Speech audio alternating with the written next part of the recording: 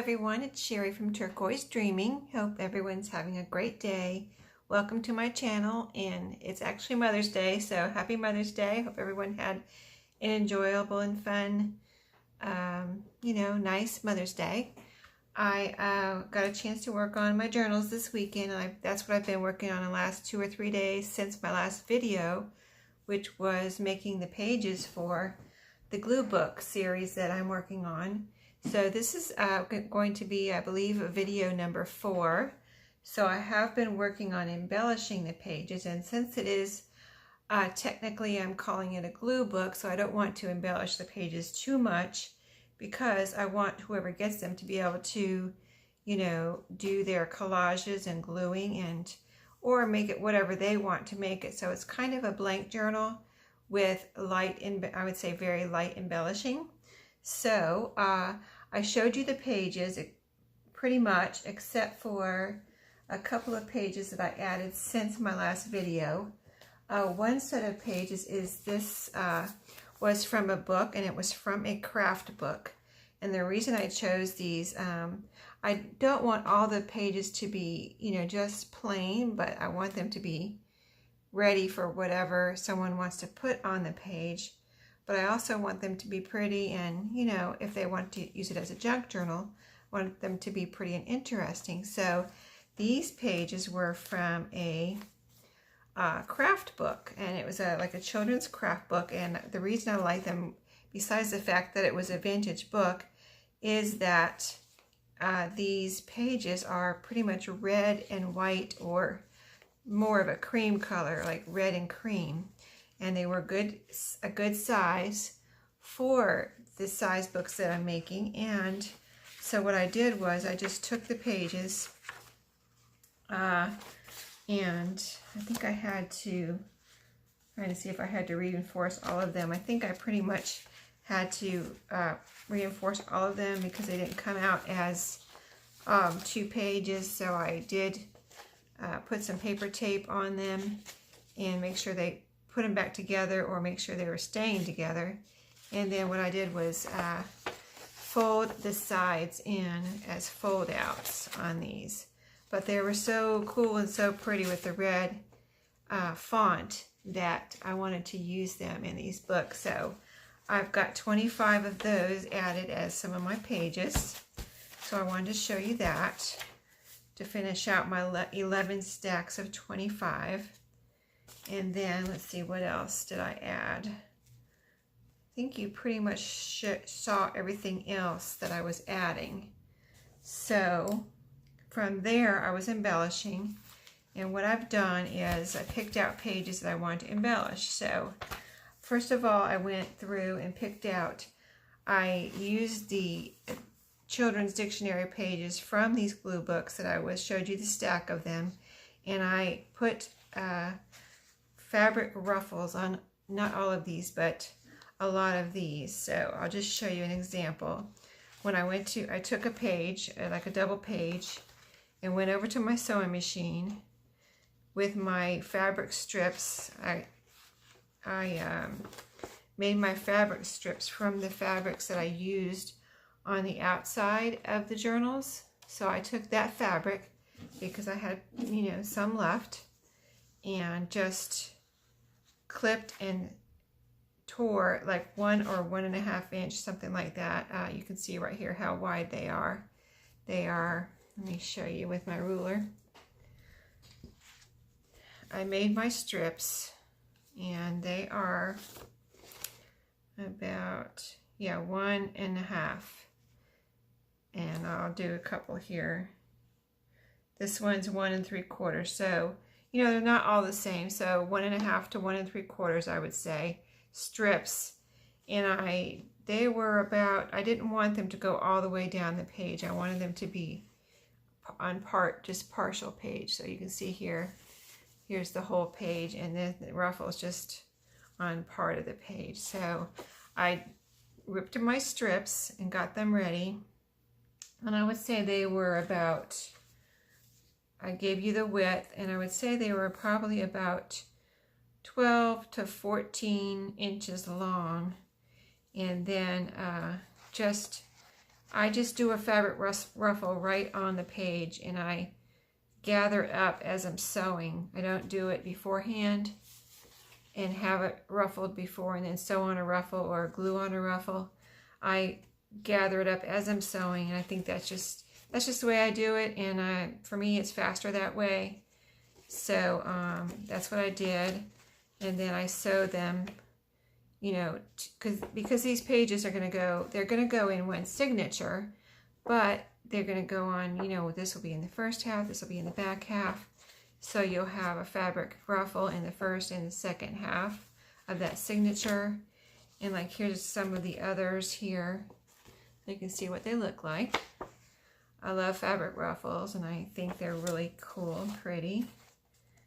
And they don't take up a lot of room on the page. You still have plenty of room to do some gluing and decorating or whatever you want to do on the page. And so, like, you know, the fabric ruffles on this side, but you can only see a little strip of sewing right here, thread right on this side. So you have, you know, one side with the ruffle and this back side is blank. So I did that on quite a few pages here, as you can see. So these are going to go in the journals. I think I have enough for, well, it doesn't really matter how many I have, but I have enough for at least probably a couple in each journal. So that's ready, all ready to go. So that's how I embellish one embellishment. And then the next one I'll show you is a stack of the dictionary pages that I showed you. What I did was I embellished all of these in different ways. So on this one I did kind of like cards. So I took, as you remember, there's 11 stacks of 25. So I took groups of 5 and did the same thing on 5 pages. So like this one has a bridge tally card right here, and these are going to also act as a little tuck spot. So you can see it's a bridge tally card in the bottom corner here, and then on the back it's blank, and then on the back of this one I put a regular card. So it's a regular card, and you have the rest of the space here, the space, and you know, this right the front of the card, the inside of the card, which is all of this space, and then I actually made a tuck in each one. So like the tuck on this one is in the top right here. So that's the first one, and I'll just show you one more example of one of these with the cards. This one is, the tuck is, well, you can see it opens up here, and then, so this one's to the side instead of up, and the tuck is right here. And then this tally card is right here. And then, so this is a tuck right here, so a corner tuck. Okay, so that's the cards, an example of the cards, 5 with a card. And then the next 5, what I've done is, did quite a bit of sewing on these. So the next 5 is like this. You've got sewn on tickets here, and it kind of acts as a little tiny tab. I didn't want it to stick out too much, but it's a little bit of a tab there, and it's sewn on. And then, you know, they have the 2 blank pages inside, and on the back of this one I have a large, like it's a bridge scorecard, so it's a large one, and it's also, I sewed it on here at the top, and it's a zigzag stitch, and then it's, you know, flip up. So that's how the next 5 are. Okay, and the next 5, these are all the dictionary pages. The next 5 are like this. They have on the front, now this is from a day timer that I've had these for a while and haven't used them, and I thought of them today when I was looking for envelopes, and I thought these would be cool because I like the size, and I attached them with some really great washi tape that I have that's really nice and sticky. So I know it's going to stay on here. It's bronze, which I like that color of this washi tape. And it folds, so it folds out like this. So you've got the space back here from the original page. You've got space on the back of this envelope, which is the large, good size envelope. You've got this front part, which is really cool with all the little squares and numbers. And then you've also got a large, inside, because this is an envelope, you've got a large area to, if you want to store something or put a large tag in there, you've got all of that space too. So that's the envelope, and then you open it up, and I have a bunch of these long, narrow flashcards that I've had for a while, and I haven't really used those either. So I wanted to use, since this was a good size journal, it gave me a chance to use some of these longer, larger items. So besides the envelope, and then these flashcards, and that's sewn on, and it has the back, which is cool, numbers on the front and the back, and it kind of could also act like a tuck spot. So that's the next 5. And then the next 5 here are, let me see, what did I do here? Okay, so these go like this. This is the front, and I sewed a piece of Monopoly money here on the side with a zigzag stitch, and I kind of just was trying to figure out how to put it on there, and I ended up folding it in half and just folding it over the side here. And so that gave me a chance to have a tuck spot there if I want to. The tickets were like that too. I didn't show you that. Let me see. The tickets I did like this also, because if I would have done them the other way, turn them, where this ticket was like that, right side up, you can call it, I wouldn't have been able to fold. So with doing it this way to the side, then I get this little fold in the ticket. So you can actually access the back of the ticket here if you want to, and write a little message or a secret message on the back. And then you also have a tuck spot here. I didn't show you that before, so that's another reason I did the ticket that way. So then the money I did sideways also. So you have a tuck spot there if you want to. And then this is a balderdash card that I had received in some Happy Mail. And it was a good chance to use those also, because they're, I could leave it long and have it sew it here on this page. And then this can also be a tuck spot. It can be decorated or written on the back, and just a fun, a fun balderdash scorecard there that I got to use on these pages. So that was really cool. And so yeah, I used all different Monopoly money, not all the same. Like this one has the $5, that one had the 500. So I just, used a different one on each page, which was cool because I don't use those very often, and I just wanted to put some fun elements in here. So yeah, that's all the Monopoly money. There's the 50. So, and then last 5, I had a lot of fun doing these too. They were, what I do on these was I put a pocket, because, let's see, I didn't show you, I did sew some pockets, which I'll show you in a second on some other pages. But I wanted some pockets, I had that big envelope too that I showed you, the brown envelope. I wanted some pockets, but not too many pockets, because since it's supposed to be a glue book, I wanted the pages to be available for whatever someone wants to do. I didn't want to, put too many pockets and cover up all the page space. So these are, all the pockets are sewn on, and I've got paper tape on. These 5 right here have paper tape on. So the paper tape is a little sticky right now. It's not glued on or anything, it's just tape that's sticky.